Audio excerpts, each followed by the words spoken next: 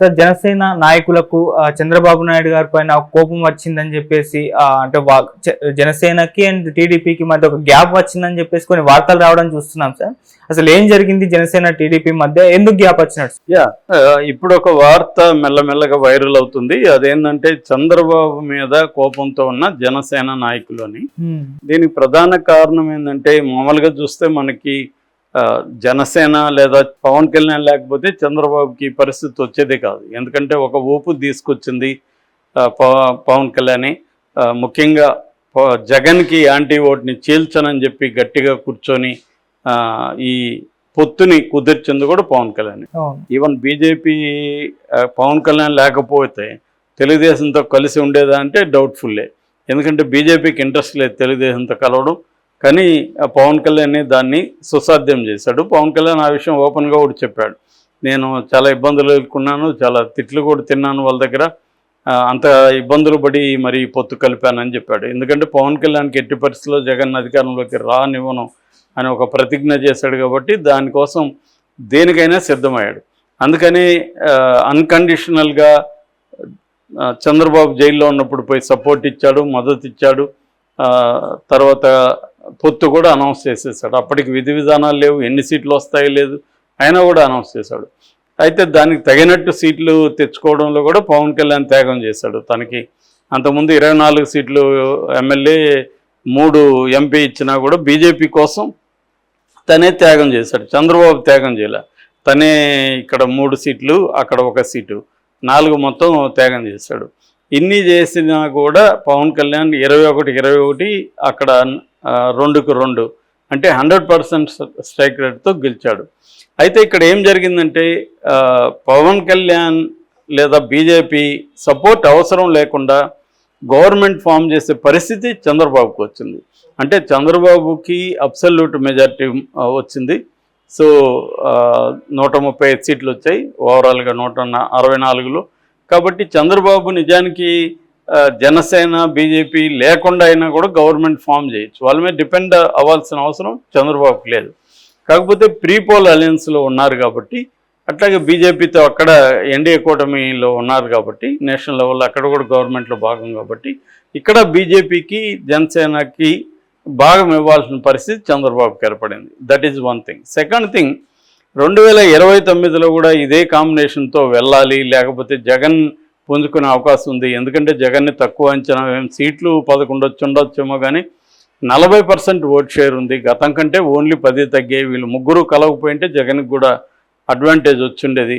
కాబట్టి ఇవాళ మళ్ళీ కానీ 2029లో ఏదో కారణంతో పవన్ కళ్యాణ్ బీజేపీ తమకు దూరం అయితే మళ్ళీ సింగిల్ అయిపోవాల్సి వస్తుంది అని కూడా చంద్రబాబుకి ఉండే పరిస్థితి ఉంది. అందువల్ల జనసేనకి గవర్నమెంట్లో పదవులు ఇవ్వడం అవన్నీ కూడా చంద్రబాబు మొదలుపెట్టాడు. అయితే బయట వినిపిస్తుండే టాక్ ఏమంటే చంద్రబాబు చాలా తెలివైనడు, ఒకరికి ఎట్లా ఇంపార్టెన్స్ ఎంత ఇవ్వాలి, ఎంత ఇస్తున్నట్టు బయట ప్రచారం చేయాలి అనే విషయం చంద్రబాబుకి చాలా క్లారిటీ ఉంటుంది. అందుకని ఉత్తుత్తి గౌరవం ఇవ్వడం పవన్ కళ్యాణ్కి, డిప్యూటీ సీఎం అనడం. డిప్యూటీ సీఎం అనేది రాజ్యాంగంలో లేదు, సపరేట్ ప్రోటోకాల్స్ పదవులు ఏమీ లేవు. ఏదో చంద్రబాబు డిప్యూటీ సీఎం అని అనౌన్స్ చేసి అతనికి ఏదో 5 శాఖలు ఇస్తున్నట్టు చెప్పి, 5 శాఖలు అనేవి పెద్ద విషయం కాదు. ఈవెన్ అచ్చెన్నాయుడికి కూడా 4 శాఖలు ఉన్నాయి. అచ్చెన్నాయుడికి ముఖ్యమైన శాఖలు ఉన్నాయి, పవన్ కళ్యాణ్కి ముఖ్యమైన శాఖలు ఏం లేవు. జనసేనలో కూడా పౌర సరఫరాల శాఖ మనోహర్కి ఇచ్చాడు, నాదెండ్ల మనోహర్కి. తర్వాత కందుల దుర్గేష్కేమో సినిమాటోగ్రఫీ ఇచ్చాడు. ఇవి పెద్ద ఇంపార్టెన్స్ ఉన్న శాఖలు కాదు. సినిమాటోగ్రఫీ అంటే ఏముంటుంది, దాంట్లో పెద్ద పవర్ ఏముంటుంది, నీ దగ్గర ఉన్నదే చిన్న ఇండస్ట్రీ అది. సో అదేం పెద్ద విషయం కాదు. సివిల్ సప్లైస్ కూడా పెద్ద ఇదేం కాదు. అవంతా పౌర సరఫరాలకు సంబంధించిన వ్యవహారం. బియ్యము, పప్పు ఇవి జనాలకి ఇవ్వడం, వీటికి సంబంధించిన తప్ప అదేం పెద్ద కీ రోల్ ప్లే చేసేది ఏం లేదు. ఇక పవన్ కళ్యాణ్కి ఇచ్చిన 5 శాఖలు కూడా అవన్నీ కూడా బలమైన శాఖలేవి కాదు. అంటే బలమైన శాఖలు ఏంటి, హోంశాఖ కానీ, ఆర్థిక శాఖ కానీ, రెవెన్యూ కానీ, ఇలాంటివి కూడా వీళ్ళకి ఇవ్వలేదు. సో పేరుకి పవన్ కళ్యాణ్ ఫోటోలు పెట్టండి అన్నాడు కానీ అవి కూడా ఏమి ఎక్కడ అమలు కావట్లేదని చెప్తున్నారు. అంటే పవన్ కళ్యాణ్ నేను ఇంపార్టెన్స్ ఇస్తున్నానే సింబాలిక్గా చంద్రబాబు చెప్తాడు తప్ప రియల్లో ఇన్ ఎసెన్స్లో రియల్లో ఆన్ ద గ్రౌండ్ పవన్ కళ్యాణ్కి కానీ జనసేనకి కానీ పెద్ద ఇంపార్టెన్స్ లేదు అన్న అసంతృప్తి అయితే జనాల్లో ఉందని చెప్తున్నారు. రెండవ అంశం, ఇప్పుడు నామినేటెడ్ పోస్టులు ఆల్రెడీ 3 పోస్టులే ఇచ్చారు వాళ్ళకి, 21 3 ఇచ్చారు. నామినేటెడ్ పోస్టులు లో కూడా అన్యాయం జరగబోతుందని జనసేన వాళ్ళు భయపడుతున్నారు. సో ఎందుకంటే ఇప్పుడు టీటీడీ చైర్మన్ ఉంది, దాని నాగబాబుకి అన్నారు కానీ అదేం కన్ఫర్మ్ కాలే, వేరే పేర్లు కూడా వినిపిస్తున్నాయి. లైక్ అశ్విని దత్, కల్కి ప్రొడ్యూసర్ అశ్విని దత్ లాంటి వాళ్ళు పేర్లు వినిపిస్తున్నాయి. సో అది ఇస్తాడో లేదో తెలీదు. అట్లాగే నామినేటెడ్ పోస్టులు ఎన్ని జనసేనకి ఇవ్వబోతున్నారు, ఏ పోస్టులు ఇవ్వబోతున్నారు అనేది క్లారిటీ లేదు ఇప్పటివరకు. అందువల్ల చంద్రబాబు మీద అసంతృప్తిగా ఉన్నారు అనేది వినిపిస్తుంది. అయితే మనం చంద్రబాబు వైపు నుంచి కాసేపు ఆలోచిస్తే ఆయనకు కూడా ఇది చాలా కష్టమైన విషయం. ఎందుకంటే వాళ్ళకే 135 మంది వచ్చారు అసెంబ్లీలో. ఆల్రెడీ వాళ్ళు చాలామంది అసంతృప్తిగా ఉన్నారు. మన రఘురామకృష్ణరాజు ఓపెన్గానే అసంతృప్తి వ్యక్తం చేస్తున్నాడు. సో అలాంటి వాళ్ళకి నామినేటెడ్ పదవి ఏదో మంచిది ఇవ్వాలి రఘురామకృష్ణరాజు లాంటి వాళ్ళకి. ఇవ్వకపోతే కొద్ది రోజుల తర్వాత తెలుగుదేశంలో కూడా రెబల్గా అయినా కూడా ఆశ్చర్యం లేదు. ఎందుకంటే ఆయన నిజానికి తెలుగుదేశంలో ఉన్న చాలామంది నాయకుల కంటే కూడా రఘురామకృష్ణరాజు చాలా పెద్ద హెల్ప్ చేశాడు. ఎందుకంటే జగన్ని ఆ విధంగా 24 hours జగన్ మీద విమర్శ చేసిన వాళ్ళు ఇంకొకరు లేరు రాష్ట్రంలో. ఆ రకంగా తెలుగుదేశానికి బ్రహ్మాండంగా రఘురామకృష్ణరాజు ఉపయోగపడ్డాడు. నిజానికి రఘురామకృష్ణరాజుకు ఆయన కోరుకున్న ఎంపీ చంద్రబాబు ఇచ్చుండాలి, కానీ అది ఇవ్వలేదు చంద్రబాబు. ఇవ్వకుండా అతన్ని పక్కన పెట్టేసి, నిజంగా చంద్రబాబు అనుకొని ఉంటే ఇప్పించడం పెద్ద కష్టం కాదు. ఎందుకంటే బీజేపీలో ఎంపీలు కావచ్చు, ఎమ్మెల్యేలు కావచ్చు, ప్రధానంగా చంద్రబాబు మనుషులు ఉన్నారు అక్కడ అందరూ కూడా. సో చంద్రబాబు మనుషులు కాని వాళ్ళు ఒకరిద్దరు కంటే ఎక్కువ లేరు. అలాంటప్పుడు ఆయన అనుకొని ఉంటే బీజేపీతో కన్విన్స్ చేసి బీజేపీకి వేరే చోటు ఇచ్చి నర్సాపురం ఈయనకి ఇప్పించి ఉండొచ్చు. కానీ చంద్రబాబు పని చేయలేదు.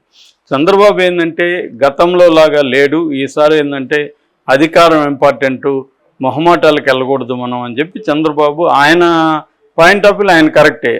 కాకపోతే దానివల్ల ఇప్పుడు ఏమవుతుందంటే ఆయనకి ప్రెజర్ వస్తుంది. ప్రతి ఒక్కరూ 5 ఏళ్ళుగా పదవులు లేవు కాబట్టి ప్రతి ఒక్కరూ పదవులు ఆశిస్తారు.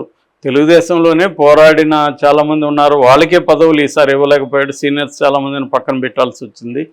సో ఇటువంటి కాంటెక్స్ట్లో చంద్రబాబు జనసేన వాళ్ళకి ఎంతమందికి ఇవ్వగలడు, అది ఇబ్బంది చంద్రబాబుకి.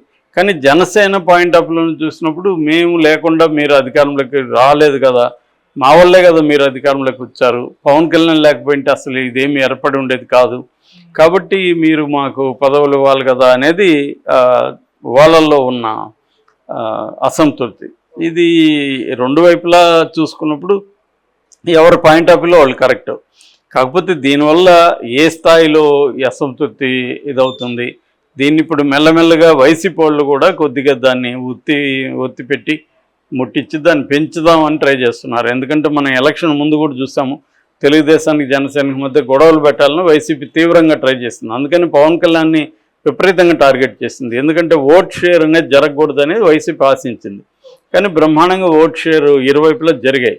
అందుకనే 100% స్ట్రైక్ రేటు పవన్ కళ్యాణ్ సాధించగలిగాడంటే ఇటు తెలుగుదేశం ఓట్ షేర్ కూడా ట్రాన్స్ఫర్ అయింది జనసేనకులు. సో ఇప్పుడు దీన్ని బ్రేక్ చేయాలంటే వాళ్ళకున్న 2029 లోపల చంద్రబాబుకి పవన్ కళ్యాణ్కి మధ్య పవర్ షేరింగ్లో ఎక్కడో ఒక చోట గొడవ వస్తుంది, ఒక పగులు అనేది ఏర్పడుతుంది, క్రాక్ ఏర్పడుతుంది, దాన్ని పెంచాలి. అట్లాగే లోకేష్కి పవన్ కళ్యాణ్కి మధ్య కూడా ఇబ్బందులు వస్తాయి అనేది వాళ్ళు చూస్తున్నారు. ఆల్రెడీ కొన్ని ఇబ్బందులు ఉన్నాయి. ఫర్ ఎగ్జాంపుల్ పథకాల పేర్లు, ఒక లీడర్ల పేర్లు పెట్టడం, అంటే ఇప్పుడున్న లీడర్ల పేర్లు పెట్టడం కరెక్ట్ కాదని పవన్ కళ్యాణ్ అంటున్నాడు. ఇంకా నేషనల్ లీడర్లు కావచ్చు, మన రాష్ట్రంలో ఉన్న డొక్కా సీతమ్మ, తంగుటూరి ప్రకాశం, పొట్టి శ్రీరాములు ఇలాంటి వాళ్ళ పేర్లు పెట్టాలని పవన్ కళ్యాణ్ అడుగుతున్నాడు. కానీ చంద్రబాబు ఎప్పట్లాగే చంద్రన్న కానుక, ఎన్టీఆర్ స్కీమ్ ఇలాగా ఆ పేర్లు పెడుతున్నాడు. అయితే కొంతవరకు ఇది పవన్ కళ్యాణ్ ఇన్ఫ్లుయెన్స్ వల్ల కొన్ని పేర్లకి తగ్గించాడు చంద్రబాబు యాక్చువల్గా. సో బట్ పూర్తిగా ఏమీ చేయలేదు.